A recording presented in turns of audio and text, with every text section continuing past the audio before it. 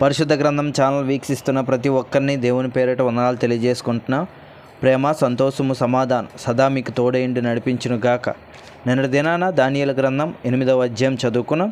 ఈరోజు దానియేలు గ్రంథం 9వ అధ్యాయం చదువుకుందాం. మాదీయుడగు అహష్వేరోషు యొక్క కుమారుడైన దర్యావేషు కల్దీలపైన రాజాయను. అతని ఏలుబడిలో మొదటి సంవత్సరమందు దానియేలును నేను యెహోవా తన ప్రవక్తయగు ఇర్మియాకు సెలవిచ్చిన తెలియజేసినట్టు యెరూషలేము పాడుగా ఉండవలసిన 70 సంవత్సరములు సంపూర్తి అవుచున్నవని గ్రంథము వలన గ్రహించితిని.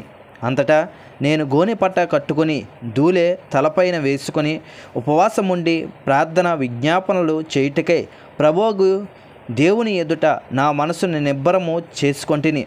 నేను నా దేవుడైన యెహోవా ఎదుట ప్రార్థన చేసి ఒప్పుకొన్నదేమనగా, ప్రభువా, మహత్యము కలిగిన భీకరుడవగు దేవా, నీ ఆజ్ఞలను అనుసరించి నడుచువారి ఎడల నీ నిబంధనను నీ కృపను జ్ఞాపకము చేయువాడా, మేమైతే నీ దాసులకు ప్రవక్తలు నీ నామమును బట్టి మా రాజులకును మా అధిపతులకును మా పితరులకును యోధా దేశ జనులందరికీ చెప్పిన మాటలను ఆలకింపక నీ ఆజ్ఞలను నీ విధులను అనుసరించుట మాని పాపులమును దుష్టులమును నై చెడుతనమందు ప్రవర్తించుచు తిరుగుబాటు చేసిన వారము. ప్రభువా, నీవే నీతిమంతుడవు, మేమైతే సిగ్గుచేత ముఖ వికారమొందిన వారము. మేము నీ మీద తిరుగుబాటు చేసితిమి, దానిని బట్టి నీవు సకల దేశములకు మమ్మను తరిమితివి. యెరూషలేములోను యోధా దేశంలోను నివసించుచు స్వదేశవాసులకు ఉన్నట్టియు పరదేశవాసులుగా ఉన్నట్టియు ఇశ్రాయేలీలందరికీ మాకును ఈ దినమున సిగ్గే తగ్గి ఉన్నది. ప్రభువా, నీకు విరోధముగా పాపము చేసినందున మాకును మా రాజులకును మా అధిపతులకును మా పితరులకును ముఖము చిన్నబోవునట్లుగా సిగ్గే తగి ఉన్నది. మేము మా దేవుడైన యెహోవాకు విరోధముగా తిరుగుబాటు చేసితిమి. అయితే ఆయన కృపా క్షమాపణలు గల దేవుడై ఉన్నాడు.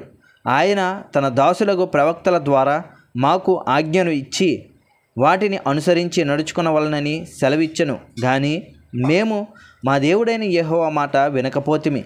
ఇశ్రాయేలీలందరూ నీ ధర్మశాస్త్రమును అతిక్రమించి నీ మాటను వినక తిరుగుబాటు చేసిరి. మేము పాపము చేసితిమి గనుక నేను శపించదనని నీవు నీ దాసుడగు మోషే ధర్మశాస్త్రమందు ప్రమాణము చేయనట్లు ఆ శాసనమును మా మీద కుమ్మరించితివి, ఆ శాపమును మా మీద కుమ్మరించితివి. యెరూషలేములో జరిగిన కీడు మరి ఏ దేశంలోనూ జరగలేదు. ఆయన మా మీదకి మాకు ఏలికలుగా ఉండు మా న్యాయాధిపతుల మీదకి ఇంత గొప్ప కీడు రప్పించి తాను చెప్పిన మాటలు నెరవేర్చెను. మోసే ధర్మశాస్త్రమందు వ్రాసిన కీడంతయు మాకు సంభవించినను మేము మా చెడు నడవడి మానకపోతిమి. నీ సత్యమును అనుసరించి బుద్ధి తెచ్చుకొనున్నట్లు మా దేవుడైన యెహోవాను సమాధానపరచుకొనపోతిమి. మేము మా దేవుడైన యెహోవా మాట వినలేదు గనుక ఆయన తన సమస్త కార్యముల విషయమై న్యాయస్థుడై ఉండి సమయము కనిపెట్టి ఈ కీడు మా మీదకి రాజేసెను. ప్రభువా, మా దేవ, నీవు నీ బహుబలము వలన నీ జనమును ఐగుప్తులో నుండి రప్పించుట వలన ఇప్పటి వరకు నీ నామమునకు ఘనత తెచ్చుకొంటివి. మేమైతే పాపము చేసి చెడు నడతలు నడిచిన వారము. ప్రభువా, మా పాపములను బట్టి మా పితరుల దోషములను బట్టి యెరూషలేము నీ జనుల చుట్టూనున్న సకల ప్రజల ఎదుట నిందాస్పదమైనది. యెరూషలేము నీకు ప్రతిష్ఠితమైన పర్వతము.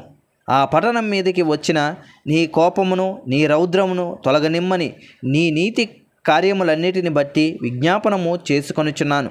ఇప్పుడైతే మా దేవా, దీనిని బట్టి నీ దాసుడు చెయ్యు ప్రార్థనలను విజ్ఞాపనలను ఆలకించి ప్రభు చిత్తానుసారముగా శిథిలమైపోయిన నీ పరిశుద్ధ స్థలం మీదకి నీ ముఖ ప్రకాశము రానిమ్ము. నీ గొప్ప కనికరములను బట్టియే మేము నిన్ను ప్రార్థించుచున్నాం గాని మా స్వనీతి కార్యములను బట్టి నీ సన్నిధిని నిలవబడి ప్రార్థించటలేదు. మా దేవా, చెవియొగ్గి ఆలకింపుము. నీ కనులు తెరిచి నీ పేరు పెట్టబడిన ఈ పట్టణం మీదకి వచ్చిన నాశనమును నీ పేరు పెట్టబడిన ఈ పట్టణము దృష్టించి చూడుము. ప్రభువా, ఆలకింపుము. ప్రభువా, క్షమింపుము. ప్రభువా, ఆలస్యము చేయక చెవియొగ్గి నా మనవి చిత్తగించుము. నా దేవా, ఈ పట్టణమును ఈ జనమును నీ పేరు పెట్టబడినవే. నీ ఘనతను బట్టియే నా ప్రార్థన వినుమని వేడుకొంటిని. నేను ఇంకా పలుకుచు ప్రార్థన చేయుచు పవిత్ర పర్వతము కొరకు నా దేవుడైన యెహోవా ఎదుట నా పాపమును నా జనము యొక్క పాపమును ఒప్పుకొనుచు నా దేవుని విజ్ఞాపనము చేయుచుంటిని. నేను ఇలాగన మాట్లాడుచు ప్రార్థన చేయుచు నుండగా మొదట నేను దర్శనమందు చూచిన అతి ప్రకాశమానుడైన గాబ్రియేలును ఆ మనుష్యుడు సాయంత్రపు బలి అర్పించు సమయమున నాకు కనబడి నన్ను ముట్టెను. అతడు నాతో మాట్లాడి ఆ సంగతి నాకు తెలియజేసి ఇట్లనెను, దానియేలు, నీకు గ్రహింపశక్తి ఇచ్చుటకు నేను వచ్చితిని. నీవు బహుప్రియుడవు గనుక నీవు జ్ఞాపనము చేయు ఆరంభించినప్పుడు ఈ సంగతిని నీకు చెప్పుటకు వెళ్ళవలనని ఆజ్ఞ బయలుదేరెను. కావున ఈ సంగతిని తెలుసుకొని నీకు కలిగిన దర్శన భావము గ్రహించుము. తిరుగుబాటును మాన్పుటకును పాపమును నివారణ చేయుటకును దోషము నిమిత్తం ప్రాయశ్చిత్తము చేయుటకును యుగాంతము వరకుండునట్టి నీతిని బయలుపరచుటకును దర్శనమును ప్రవచనమును ముద్రించుటకును అతి పరిశుద్ధ స్థలము అభిషేకించుటకును నీ జనమునకు పరిశుద్ధ పట్టణమునకు 70 వారములు విధింపబడిను. యెరూషలేమును మరలా కట్టించునని ఆజ్ఞ బయలుదేరిన సమయము మొదలుకొని అభిషిక్తుడగు అధిపతి వచ్చే వరకు 7 వారములు పట్టునని స్పష్టముగా గ్రహించుము. 62 వారములు తొందరగల సమయములందు పట్టణము రాచవీధులను కందకములను మరలా కట్టబడును. ఈ 62 వారములు జరిగిన పిమ్మట ఏమీ లేకుండా అభిషిక్తుడు నిర్మూలము చేయబడిన వచ్చినట్టి రాజు యొక్క ప్రజలు పవిత్ర పట్టణమును పరిశుద్ధ ఆలయమును నశింపజేయుదురు. వాని అంతము హఠాత్తుగా వచ్చును మరియు యుద్ధకాలమంత వరకు నాశనము జరుగునని నిర్ణయింపబడిను. అతడు 1 వారం వరకు అనేకులకు నిబంధనను స్థిరపరచును. అర్ధవారమునకు బలిని నైవేద్యమును నిలిపివేయును. హేయమైనది నిలిచి వరకు నాశనము చేయువాడు వచ్చును. నాశనము చేయువానికి రావాలనని నిర్ణయించిన నాశనము ముగించి వరకు ఇలాగన జరుగును. అంతటితో దానియేలు గ్రంథం 9వ అధ్యాయం పూర్తయింది. రేపటి దినాన దానియేలు గ్రంథం 10వ అధ్యాయం చదువుకుందాం. ప్రేమ, సంతోషము, సమాధానం సదా మీకు తోడేండు నడిపించునుగాక. ఆమెన్.